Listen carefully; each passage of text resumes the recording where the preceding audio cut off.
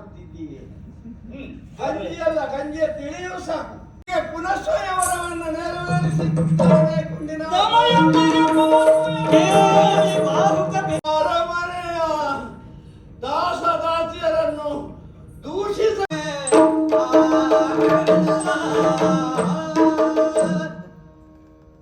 ಝರೆ ಮರಣ ಅಗ್ನಿ ವಾಯು ಜಲ ರೋಗ ಬಾಧೆಗಳಿಲ್ಲದೆ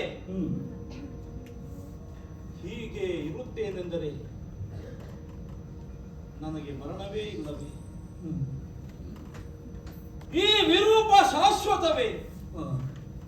ಈ ರೂಪದಲ್ಲಿ ಚಿರಂಜೀವಿಯಾದರೆ ಅದಕ್ಕಿಂತ ದೊಡ್ಡ ನರಕ ಉಂಟೆ?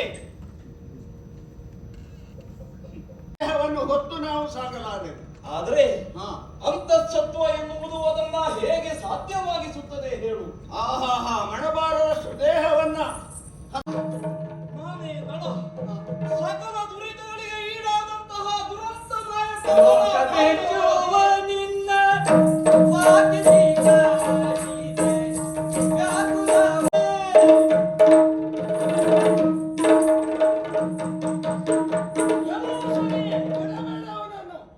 ಯಾಕೆ ನನ್ನನ್ನು ಇಷ್ಟು ಕಾಲ ಪೀಡಿಸಿದೆ? ನಾನು ನಿನಗೆ ಏನು ಅಪರಾಧ ಮಾಡಿದ್ದೇನೆ? ಹೇಳು ಶನಿದೇವ, ಹೇಳು. ಮಾನವಂತ ದೊರೆಯೇ ಕ್ಷಮಿಸು ನಾನು ಭಕ್ತಿಯೇ ಘೋರ ರೂಪವ ತೋರಿ ತೀರ ಕಂಸಕ್ಕೆ ತಂದ ಘೋರ ರೂಪವ ತೋರಿ ಹಾರಿದ ಗಗನಕ್ಕೆ ಸೇರಿದೆ ತಲೆಗೆ